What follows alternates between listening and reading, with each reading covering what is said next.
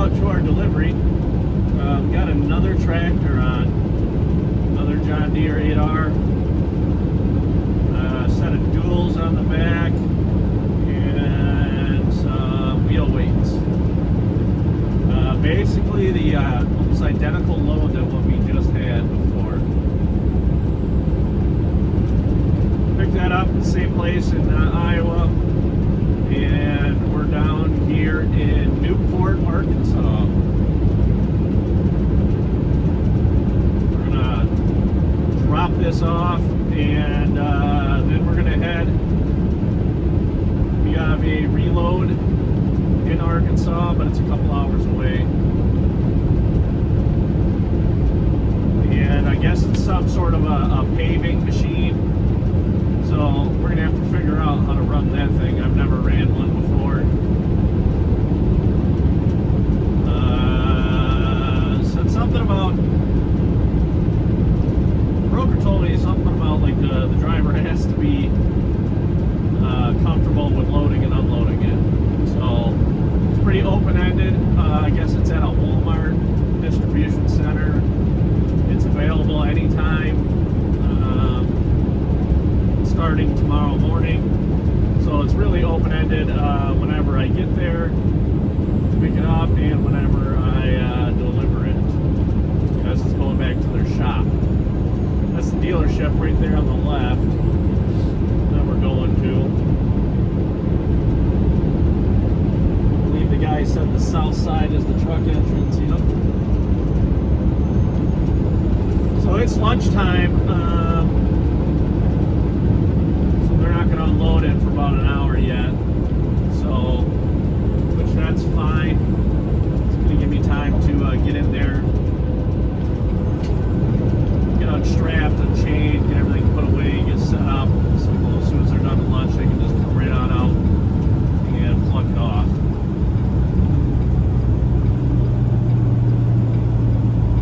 Super easy trip. Almost the exact same route that we took.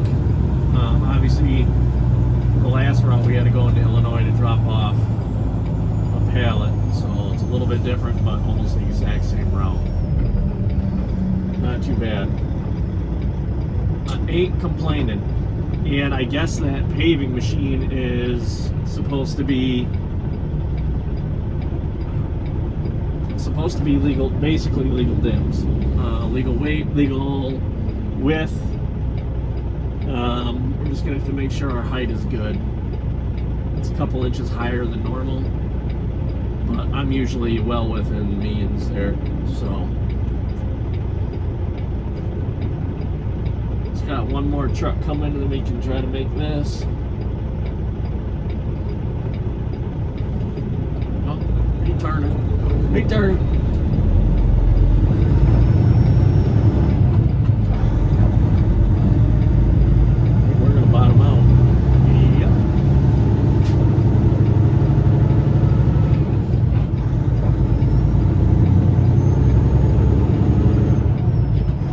Tip of the day, you're running lowboy like that, you know you're going to bottom out. If you can't switch gears and get going immediately, like get on it, do not switch gears. Last thing you want to do is be mid-switch and all of a sudden you bottom hard and then you lose all momentum, and that's how you get hung up. Best thing to do in that is if you see it in time enough, grab a gear and really get rolling on it. Or if you don't have time, stay in that gear. Just keep your RPMs up nice and high. That way you got plenty of power to pull through it.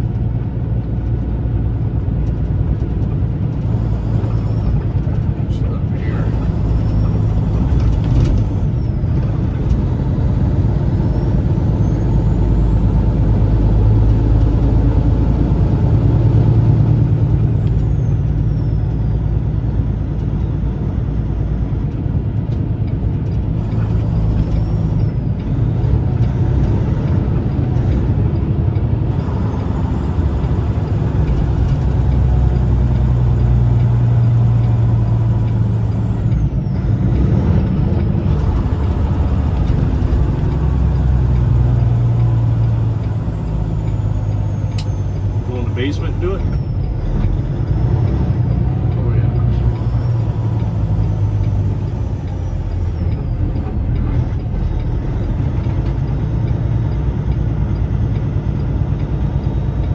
Nice tractors there.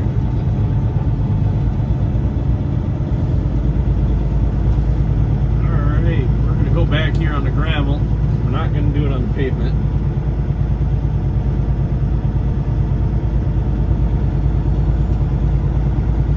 We'll get checked in here, get these unloaded, and we're going to head towards our reload. So I'll catch you guys. For me, it'll be about an hour. You guys will see in a couple seconds. All right, we are here in the Walmart distribution center. Just checked in with the guy inside. He says they have been working here because there is a place across the street as well. I just said, hey, I'm here to pick up a paver. He's like, yeah, they're working here. He's like, I couldn't tell you where it is though. It's somewhere in there. He goes, just drive around until you find it. I'm like, all right. You want me to sign anything? No. All right, cool. So I woke up at 3 a.m. It is now 5:30. I woke up at 3 to just gnarly thunderstorms down here.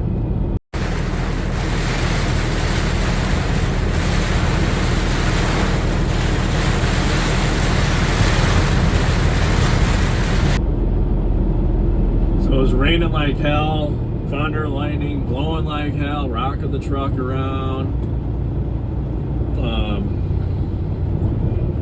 Just a good old time. So I was awake. It was hard to fall asleep after that. So I'm like, oh, whatever. We'll get up. It's gonna rain here for a little while yet, but at least we can get over here, find the paver, and kind of get set up and get a plan going. This rain should probably stop in a little bit here. Man, this guy can't hit a fucking hole to save his ass.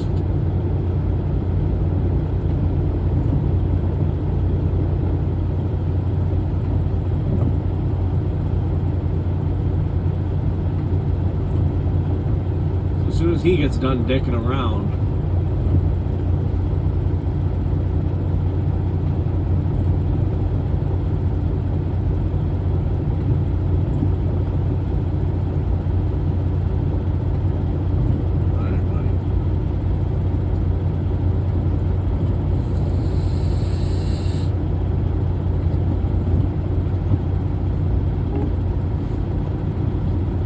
do another pull-up?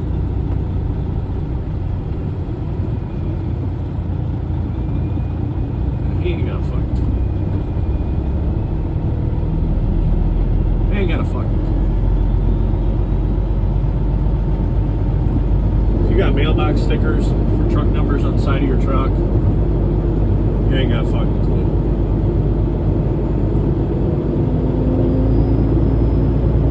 Let's see if we can find this thing.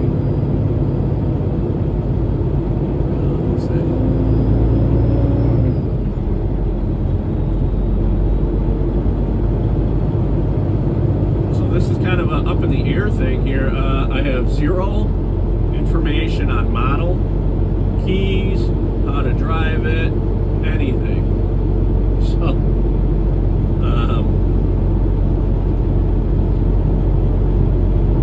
basically, if we just find something that looks like a paver,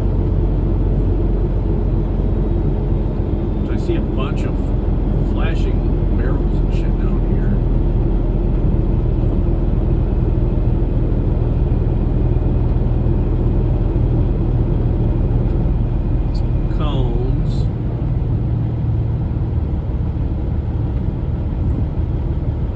Might be our area.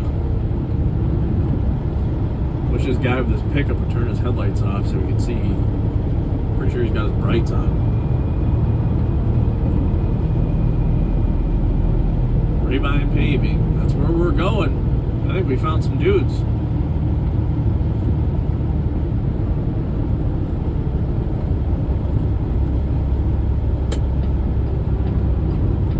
I'm gonna go chit chat with these boys and see Let's see what they know.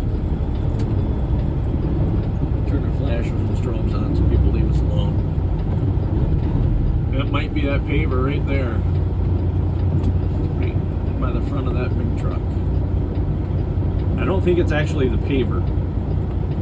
I think it's the machine that as you're like cutting the asphalt up, it's got the conveyor on the front and it'll dump into a truck. I think that's what we're picking up. So let's go find out. Okay, well, we got her on the trailer. His legs go up and down. I'm glad I met those guys because the one guy showed me. It would have been a bunch of fucking around. They have the keys hidden. Like, how would I know where the keys are and all this stuff? You know? Yeah, we're at 60 here, which is overweight on the back. We're gonna have to go forward. Max I can be is like 50 in the back and then like 60 up on the drives for air PSI to get us close. Let's see where we're at now. And we're at 60. So it's gonna be close.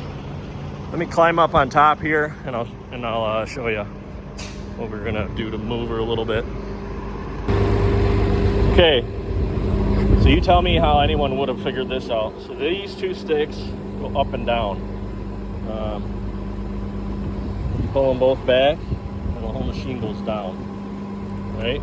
We don't want to go down too far until we get up to that neck. Actually, we probably should go down.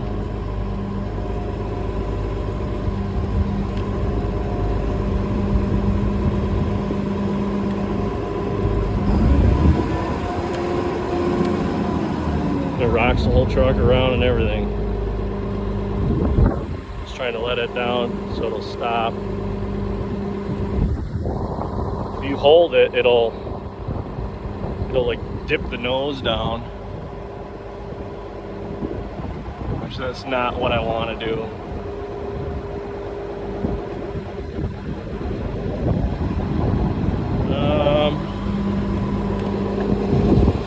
He's got a backup camera. This stick moves this left and right, up and down. Okay. Oh, you wouldn't have figured that out. To go forward and back, you got to press this button in before you do it. So we're going to go forward a little bit. You got to press that button in, push over this way, and go forward. See if it moves. Probably got to press the button in, yeah. If you don't press it in, you get the flashing lights. So we got to press the button in. You can even hold it in.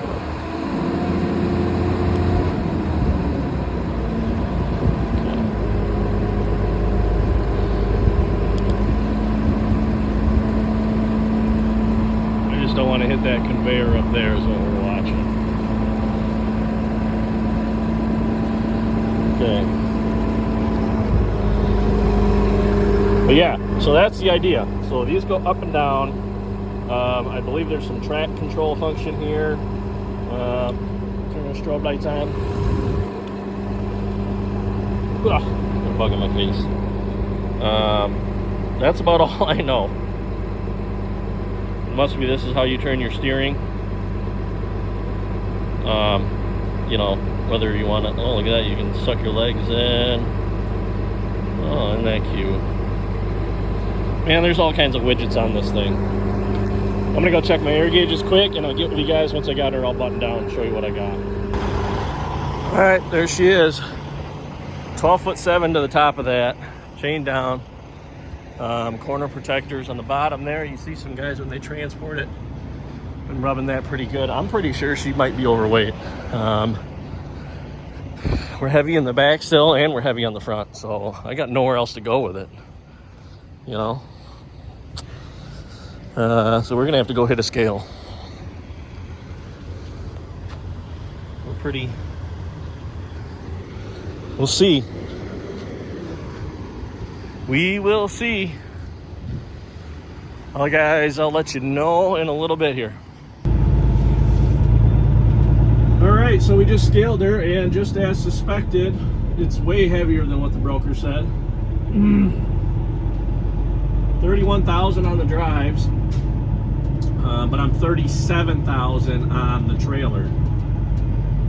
I was gonna try to move it until I noticed that my gross weight is 81,480 pounds. So no matter what, we're overweight, we can't haul it, and I only have a quarter tank of fuel. So we'd be way overweight if I had a bunch of fuel on. So I called the broker. Of course, they ain't in the office yet. Looks like they'll probably be there they'll probably be getting in the office right about the time that I get back to that Walmart distribution center. So we're gonna head back there, unload it, and try to figure out what we're gonna do from here. So I'll catch you guys when we get down there and figure it out. All right, well, we got it all unloaded. Called the broker again because I didn't hear anything back. Actually got a hold of the broker this time. I guess she didn't get my message, so I told her what was up, and she's like, impossible. I just moved it down there, and it was 40,000 pounds. And she goes, I don't understand what's going on. And so she did some calling around and called me back and said that she's never had to order an overweight permit for that thing, and yada yada. Like I'm making it up, you know. And she's like, well, you just hauled the load. Literally last week, that other tractor, we hauled it for her.